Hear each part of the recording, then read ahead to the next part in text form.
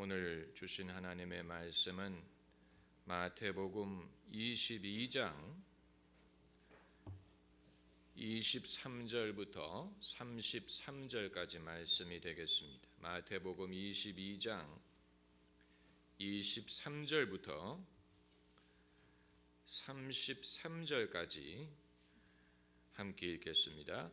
부활이 없다 하는 사두개인들이 그날에 예수께 와서 물어 가로되 선생님이여, 모세가 일렀으되 사람이 만일 자식이 없이 죽으면 그 동생이 그 아내에게 장가들어 형을 위하여 후사를 세울지니라 하였나이다.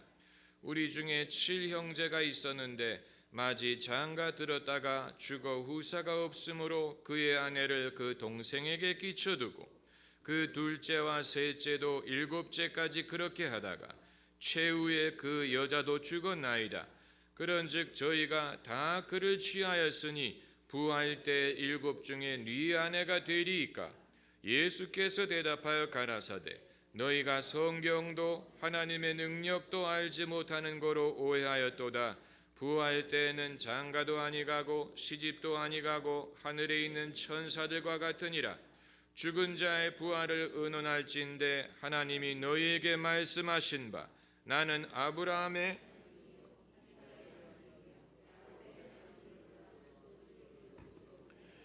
하나님은 죽은 자의 하나님이 아니요 산 자의 하나님이시라 하시니 무리가 듣고 그의 가르침에 놀라더라. 아멘. 성경에 대하여 궁금한 것을 물어보라고 하면 사람들이 18번처럼 물어보는 질문이 있는데, 가인이 동생 아벨을 죽이고 나서 누구와 결혼을 했느냐 하는 질문입니다. 그러니까 이 가인이 자기 누이와 결혼한 것이 아니겠느냐 이런 식으로 물어보고, 또 자기가 살인자라는 사실을 사람들이 알면 자기를 죽이려고 들 텐데 그 사람들이 누구냐 이런 식으로 질문하는 사람들이 있습니다. 마치 성경에 큰 실수라도 발견했다는 듯이 의기양양해야 합니다. 이것이 성경도 모르고 하나님의 능력도 모르는 전형적인 오해입니다. 창세기를 쓴 사람이 생각이 부족해서 그런 글을 쓴 것이 아니고 부주의로 그런 글을 쓴 것이 아닙니다. 반대로 창세기 저자가 만일 소설을 쓰는 것이었다면 그런 빈틈을 남겼을 리가 없습니다. 여기에서 우리가 성경에 대한 올바른 이해가 필요한 것입니다. 성경은 하나님이 우리에게 주시는 필요한 말씀을 전하는 책이지 모든 것을 설명하는 보고서는 아니에요. 우리에게 필요한 것만을 줌인해서 말씀하신 것입니다. 우리가 카메라로 촬영을 할 때 줌인하는 기능이 있는 것처럼 많은 이야기들 중에 하나님이 필요한 것만을 줌인해서 그것을 선별하여 우리에게 말씀하신 것입니다. 그 이유에 대해서는 하나님이 설명하지 않았습니다. 아담과 하와 이야기는 그것을 통하여 하나님이 말씀하고자 하시는 것은 인간에 대하여, 또 창조에 대하여, 죄에 대하여, 타락에 대하여 말하고자 하는 것이지, 인류가 애초부터 어떻게 그 계보가 시작되었고 이어졌느냐 이것을 설명하려는 책이 아니라는 사실입니다. 여러분 무슨 말인지 이해를 하셔야 됩니다. 머리를 끄덕끄덕 하시기를 바랍니다. 이해를 하셔야 됩니다. 성경이 어떤 책인지를 알아야 성경을 올바로 받아들일 수가 있어요. 성경과 과학은 충돌하지 않아요. 왜냐하면 서로 말하려고 하는 것이 다르기 때문에. 과학은 어떻게를 설명하는 것이고 성경은 왜를 말하고자 하는 것입니다. 과학은 우주가 어떻게 탄생했느냐, 어떻게 생겨났느냐를 말하려고 하는 것이고, 성경은 하나님이 왜 이 모든 것을 만드셨느냐, 이것을 말하려고 하는 것이기 때문에 성경과 과학은 서로 다른 것을 말하는 것입니다. 한 가지 현상을 다른 관점에서 보는 것이라고 보면 됩니다. 그리고 과학이 발달하면 발달할수록 성경이 쉽게 말하는 것을 우리가 더 잘 이해하는 날이 올 것입니다. 유전자 공학이 발달하면서 어떻게 하나님이 아담의 갈비뼈로 하와를 만들 수 있었는지를 우리가 비로소 이해하게 됐죠. 그게 바로 복제인간이라는 개념이, 인간의 유전자만을 가지고 그 사람과 똑같은 인간을 복제할 수 있는 시대가 되니까 비로소 하나님이 아담의 갈비뼈를 가지고 하와를 만드셨다는 성경 구절이 그냥 신화가 아니고 과학적인 근거가 있다는 것을 비로소 알게 된 것처럼, 우리의 과학이 더 발달하면 성경의 허구를 증명하게 되는 것이 아니고 오히려 그 반대가 되는 것입니다. 우리의 지식이 더 발달하면 성경이 허구를 말하는 것이 아니고 그 당시에 사람들이 알아들을 수 없었던 진리를 쉽게 그러나 정확하게 설명한 책이 성경이라는 것을 알게 될 것이라는 것입니다. 그러므로 가인과 아벨이 죽은 다음에 가인이 누구와 결혼했느냐, 이런 것은 이건 불필요한 질문이고 성경은 그걸 말하기 위해서 기록된 것이 아닙니다. 성경은 인간이 타락한 이후에 형제간의 갈등, 미움, 살인, 또 종교의 갈등, 이런 주제를 말하려고 하는 것이지 초대 인류의 계보를 말하는 것은 아닙니다. 오늘 본문도 마찬가지입니다. 오늘 본문에서 모처럼 바리새인이 아닌 사두개인이 예수님에게 질문을 합니다.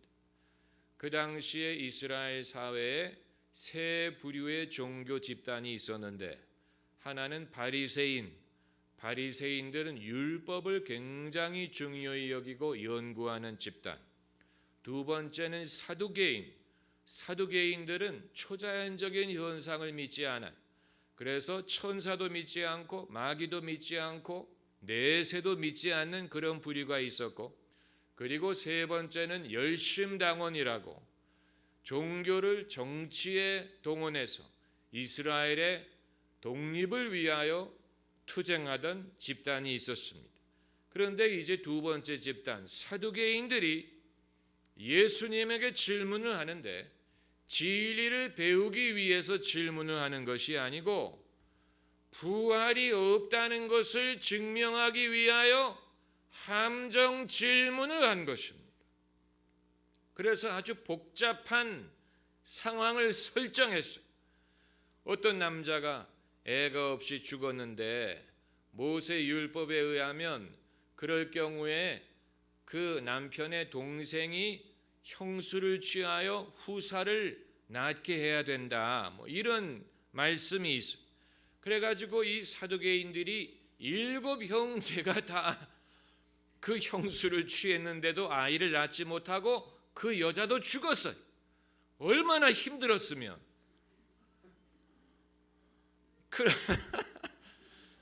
아무도 안 웃으시네. 얼마나 웃깁니까? 얼마나 이 부활이 없다는 것을 증명을 하려면 상상을 동원해 가지고. 그런데 역시 예수님은 달라요. 보통 사람 같으면 질문하는 사람이 만든 틀 안에서 해결책을 찾으려고 했을 것입니다. 그러니까 첫 번째 결혼한 사람이 임자라느니, 아니면 그때 가면 여자가 선택을 한다느니, 이런 식으로 할 텐데 예수님은 그 틀을 깨뜨려 버렸어요. 그 틀을 아예 부인했어요.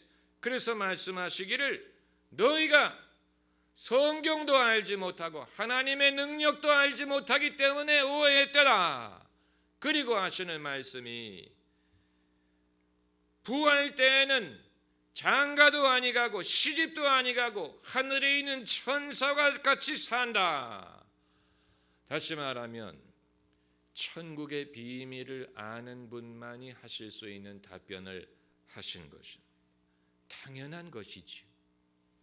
여러분, 이 땅에서의 부부관계가 내세에서도 그대로 이어진다면 그건 천국이 아닙니다.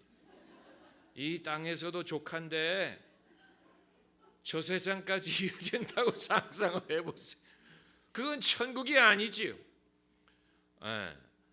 부부의 인연은 이 땅에서 끝납니다. 죽음이 갈라놓을 때까지. 죽음이 갈라놓을 때까지 부부의 의무가 성립되는 그 이후에는 예수님 말씀이 하늘의 천사처럼 장가도 가지 않고 시집도 가지 않는다. 이렇게 말씀하셨어요. 이 평범한 진리를 얼마나 많은 사람들이 오해하는지 모릅니다. 부모님이 돌아가셨을 때 합장하는 것은 충분히 이해할 수 있습니다. 따로 매장을 해드리면 얼마나 고독하겠습니까? 그러므로 상징적인 의미에서 이 땅에서의 부모의 인연과 부부의 인연을 생각해서 함께 모시는 것은 충분히 이해를 할 수 있지만, 그렇다고 해서 부모님이 천국에서도 부부의 관계를 유지하시는 것은 아닙니다. 우리가 천국과 내세를 생각할 때 내세를 금세의 연장이라고 생각하면 안 돼요. 우리가 이 세상에서 살던 그 방식대로 내세에서도 이어진다고 생각하는 종교가 대부분이에요. 그래서 고대 이집트인들은 왕이 죽으면 내세에서도 왕이 될 줄로 생각하고, 내세에서도 신하가 필요할 것으로 생각하고, 내세에서도 돈이 필요하다고 생각을 해서 무덤에다가 피라밋에다가 내세에서 쓸 물건들을 함께 묻었어요. 이건 내세가 금세의 연장이라고 생각하는 전형적인 예. 싱가포르에 대한 다큐를 보니까 싱가포르의 장례 문화도 비슷한데, 사람이 세상을 떠나면 저 세상에서 쓸 물건을 보냅니다. 어떤 식으로 보내느냐? 한지에다가 그 물건을 그려서 불에 태웁니다. 그래가지고 집도 그려서 태우고 자동차도 그려서 태우는데, 그들이 태우는 자동차는 곧 죽어도 벤츠입니다. 그러니까 생각해보면 정말로 우스운 일이. 저 세상에서도 수입차가 잘 나가는 거예요. 벤츠, 게다가 돈까지 태워요. 그런데 진짜 돈을 태우는 게 아니고 돈을 복사해서 그걸 태웁니다. 생각해보세요. 저 세상에서도 돈이 필요하니까 부모님에게 돈을 송금해드리는, 돈을 태우는, 얼마나 인간이 미련합니까? 얼마나 미련한 인간의 모습을 보여줍니까? 그들이 그들의 행태에 대해서 한 번이라도 생각을 해봤다면 이건 미련한 짓이다라고 알았을 텐데, 세상에서는 박사학위를 딴 사람이라도 영적인 일에 대해서는 무지하다 보니까 부모님 영정 앞에서 벤츠차를 태우는 거예요. 그리고 내세에서 벤츠를 타시라고. 그런 무지함이 어디 있습니까? 이것은 무지함뿐만이 아니고 인간의 끝없는 욕망을 보여주는, 욕망, 인간의 욕망이 내세에서도 그대로 지연될 거라고 생각하는 그래서 이 세상에서 좋은 차를 타보지 못한 것이 한이 되기 때문에 저 세상에서라도 좋은 차를 타라는. 그런데 기독교인들 중에도 소위 천국의 환상을 봤다고 주장하는 사람들이, 제가 그런 것을 신뢰할 수 없는 이유는 첫째는 성경이 말하고 있지 않은 것들을 말하고 있기 때문이고, 성경의 계시에 추가하는 것이죠. 성경이 말하고 있지 않는 것들을 그들이 말하고 있기 때문에 신뢰할 수가 없는 것이 첫 번째 이유고, 두 번째는 말도 안 되는 이야기를 합니다. 그래서 천국에 가봤더니 아무개의 집은 맨션 아파트고 아무개의 집은 학구방이더라. 이런 간증을 하는 사람들 여러분 들어보셨을 것입니다. 천국에 가봤더니 면류관을, 번쩍번쩍한 면류관을 쓰는 사람이 있고, 어떤 사람은 쓸 면류관이 없어서 개털 모자를 쓰고 다니더라. 도대체 이 세상에서 모자가 없어서 얼마나 안이 맺혔길래 천국에 가서도 머리에 뭐를 써야 된다고 생각을 하는 것입니까? 이 세상에 살 때 작은 집에 산 게 얼마나 안이 맺혔길래 천국에 가서 이 세상에서 예수님을 잘 믿으면 천국에 가면 큰 집에 산다고 생각하겠습니까?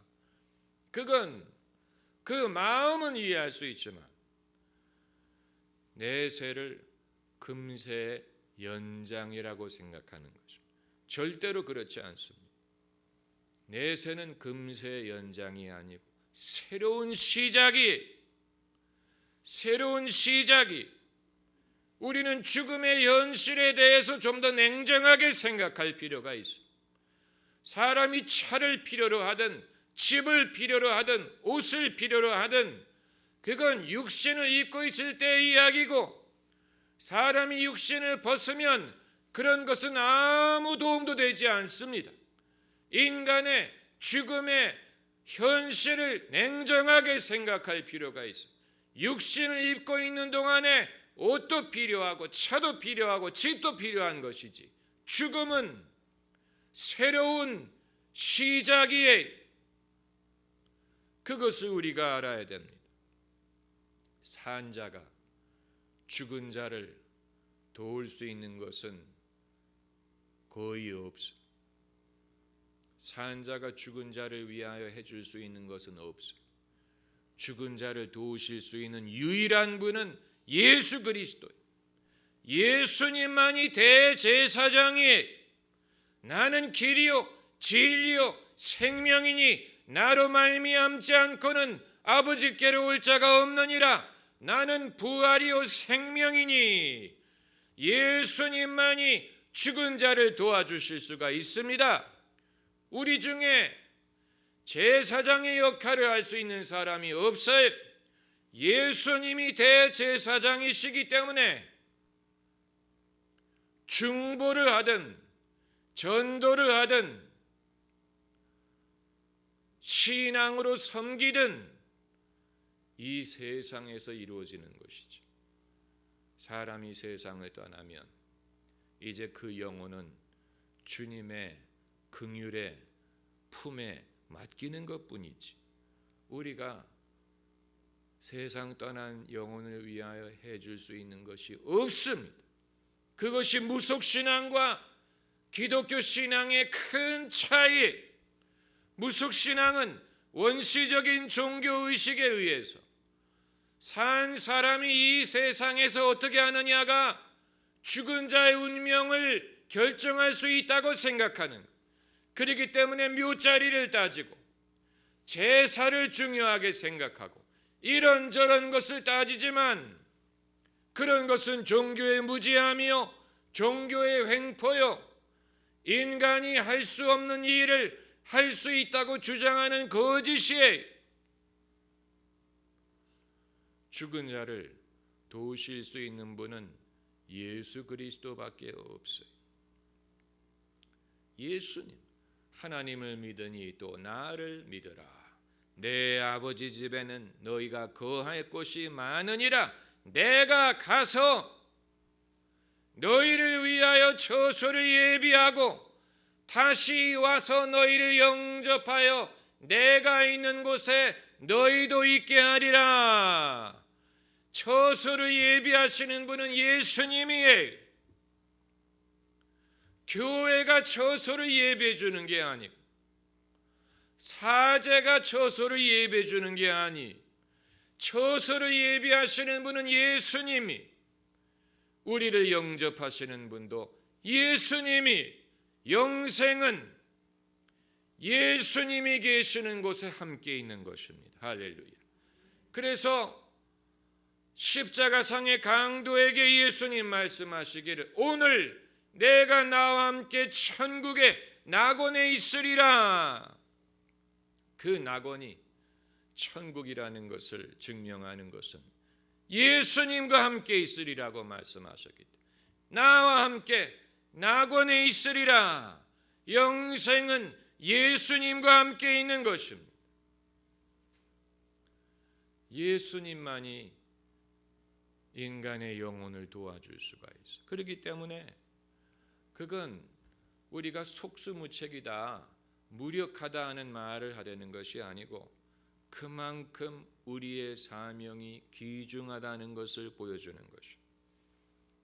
늦기 이전에, 기회를 놓치기 이전에 우리가 이웃을 위해서 기도하고, 그들을 위해서 중보하고, 그들에게 복음을 전하고, 그들이 구원을 받도록 애를 써야 될 사명과 임무가 우리에게 있다는 것을 보여주는 것이, 왜냐하면 늦으면 안 되니까. 늦기 이전에 그만큼 우리의 사명이 크다는 것을 보여주는 것이 아주 중요한 것입니다.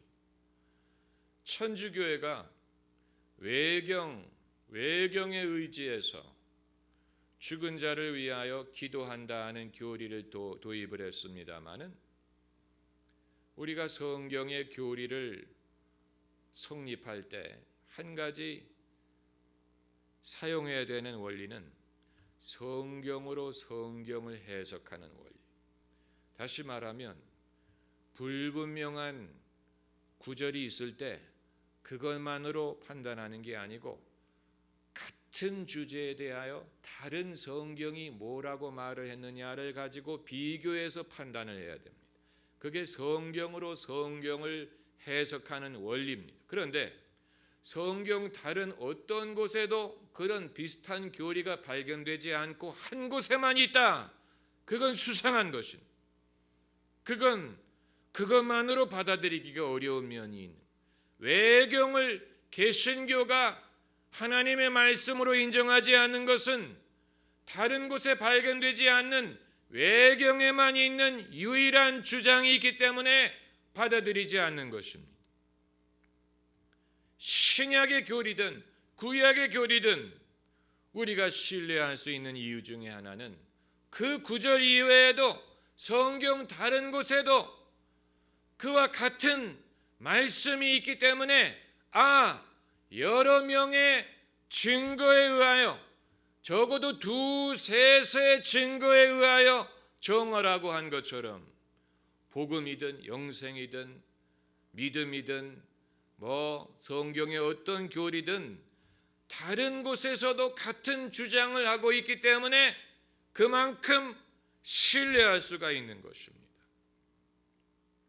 그래서 이제 사람들이 성경에 대하여 하는 질문들을 들어보면, 그들이 지적하는 것들이 그 성경 자체를 읽고 판단하기보다는 자기가 미리 기준을 정해놓고 그 기준을 가지고 성경을 판단하는 데에 문제가 있습니다. 이 영국의 철학자 버트란 러셀이라는 사람이 나는 왜 기독교인이 아니냐라는 책을 썼어요. 별로 읽을 만한 책이 아니에요. 그런데 아무튼 나는 왜 기독교인이 아니냐, 그가 나름대로 자기의 이유를 설명하는 가운데 뭐라고 말을 했냐면, 예수님이 예루살렘 성전에 들어가셨을 때 돈 바꾸는 자들의 상을 업고 양과 소를 채찍으로 내쫓은 것을 사례로 들면서 봐라, 예수님이 이처럼 폭력적이지 않았느냐. 이걸 이유로 자기가 예수님을 믿을 수 없다는 주장을 했어요. 말도 되지 않은 얘기예요. 이것은 전형적인 선한 것의 기준을 자기가 먼저 정해놓고 그 기준에 맞춰서 성경을 해석하려는 것입니다. 그래서 선한 사람은 이런 사람이다라고 기준을 정해놓고 예수님을 보니까 자기 기준에 예수님이 맞지 않는다. 그렇기 때문에 예수님을 믿을 수가 없다라고 결론을 내린 것인데, 이것은 인간의 오만함을 보여주는 것뿐만이 아니고 아담과 하와가 선악을 분별하는 열매를 먹은 이후에 자기가 선과 악의 기준을 정해놓고 그 기준에 의거해서 보면 하나님도 선하지 않다고 주장할 수가 있어요. 왜냐하면 지옥을 만드셨으니까. 믿지 않는 자를 지옥에 보내시니까. 인간의 기준에 의하면 하나님도 선하지 않는, 이건 사람이 자기가 미리 선입관을 만들어 놓고 그것으로 성경을 판단하기 때문에 발생하는 것입니다. 우리가 성경을 하나님의 말씀으로 이해하기 위해서는 나의 선입관을 버리고 성경 속에서 하나님이 하시는 말씀을 받아들여야 됩니다. 아주 중요한 것입니다. 이 사람이 신앙인이 되느냐, 신앙인이 되지 못하느냐 하는 것은 그 사람이 얼마나 많은 신앙적인 정보를 얻었느냐에 좌우되는 것이 아니고, 다시 말하면 신앙인은 충분한 정보를 얻었기 때문에 신앙인이 됐고, 비신앙인은 충분한 정보를 얻지 못했기 때문에 신앙인이 못된 것이 아니고, 대부분의 사람들은 거의 공평한 양의 정보를 얻었는데 그것을 가지고 어떻게 받아들이느냐에 따라서 신앙인과 비신앙인이 갈라지는 것입니다. 그래서 이스라엘 백성이 다 똑같이 광야에서 만나를 먹었지만 이게 어디냐, 감사하다라고 그것을 은혜로 받아들이는 사람도 있었고, 또 만나냐, 지겹다, 애굽이 그립다, 애굽으로 돌아가자라고 말하는 사람도 있었던 것입니다. 똑같은 만나에, 그러나 사람에 따라서 그것이 하나님의 사랑으로 느껴질 수도 있고 아니면 불편한 것으로 느껴질 수도 있는 것입니다.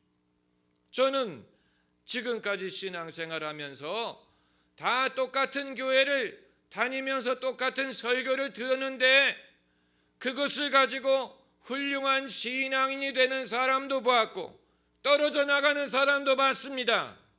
그 이유가 어디에 있습니까? 누구는 가액 공부를 했기 때문에 그렇습니까? 아니에요.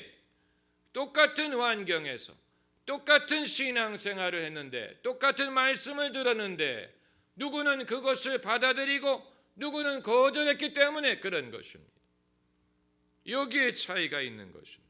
그러므로 신앙인이 되느냐 되지 못하느냐 하는 결정적인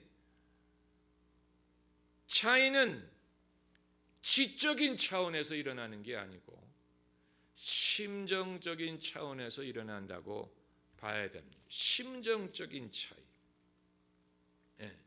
이 다른 말로 설명할 수가 없고 감정적인 그 정서적인 차원에서 일어난다고 봐야 됩니다. 지적인 차원에서 일어나는 것이 아니고 그의 정서적인 차원에서 일어나는 것입니다. 그래서 똑같은 만나를 통해서 하나님의 사랑이 느껴지는 사람이 있고 하나님의 사랑이 느껴지지 않는 사람이 있어요.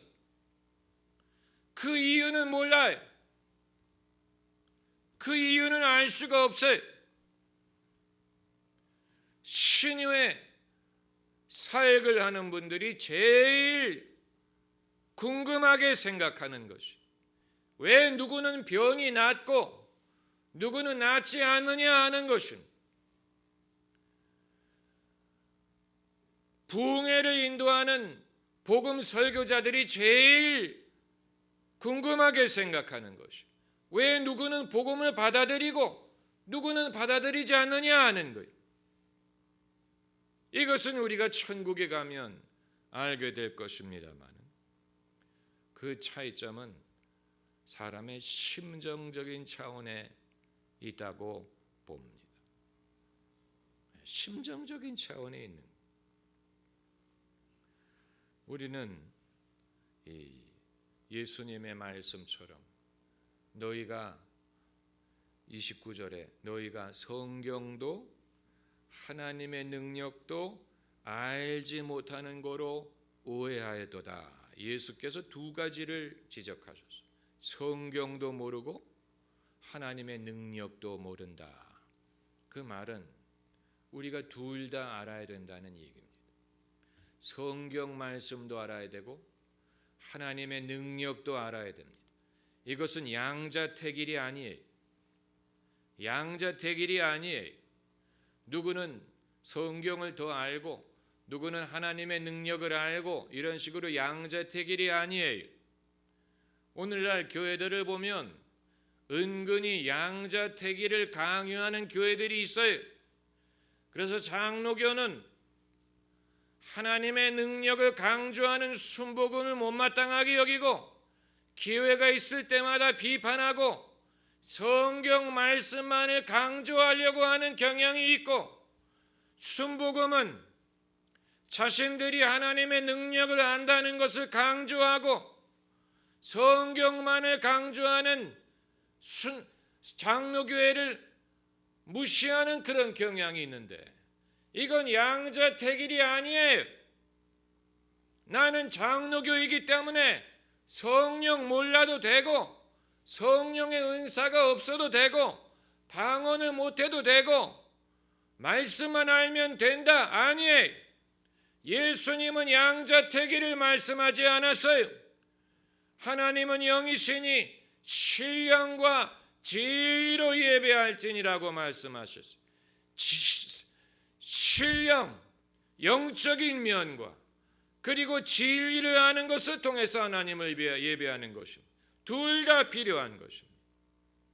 마찬가지로 나는 성령을 경험했으니, 은혜를 경험했으니 공부 안 해도 된다.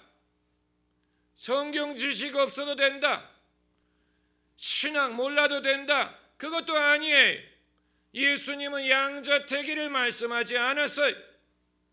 세상에는 성경도 모르고 하나님의 말씀도 모르는 사람, 하나님의 능력도 모르는 사람들이 대부분이지만, 아는 사람 중에도 성경만 안다든가 하나님의 능력만 안다든가 부분적으로 아는 사람들이 많습니다. 그러나 우리가 오해를 하지 않으려면 둘 다 알아야 됩니다. 만일 여러분이 신앙에 대하여 질문이 있으시다면 힘써 배워야 됩니다. 배워야 됩니다. 누가 대신 배워줄 수 없습니다. 성경도 배우고 하나님의 능력도 배워야 됩니다. 마음을 열고 배워야 됩니다. 그리고 신앙의 선배들을 존경해야 됩니다. 나보다 더 오랫동안 신앙생활한 사람이 생각이 부족해서 신앙인이 된 것이 아닙니다. 내가 그들보다 똑똑해서 그들이 갖지 못한 의심을 갖는 것이 아니에요.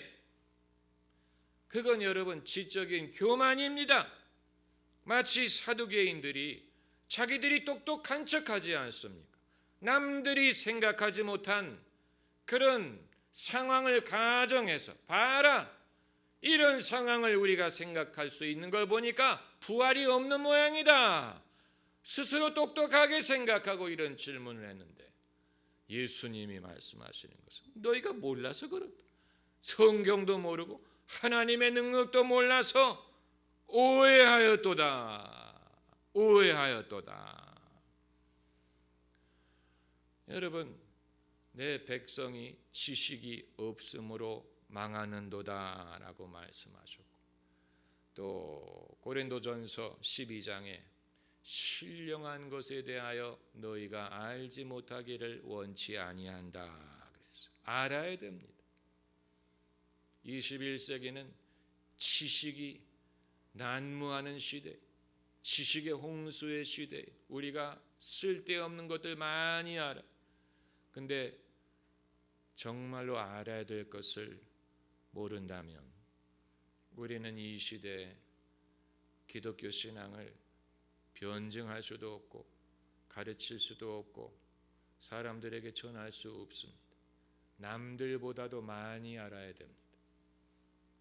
성경 말씀, 하나님의 능력을 변절자, 의심하는 자, 타락한 자, 이론은 아는데 믿음이 없는 자, 이런 사람들보다 더 많이 알아야 돼. 공산주의자, 기독교를 비판하는 자, 이런 사람들보다 더 많이 알아야 됩니다. 더 충분히 알아야 됩니다. 그럴 때 이 시대에 우리는 예수 그리스도의 진리를 전할 수가 있습니다. 기도하십시다.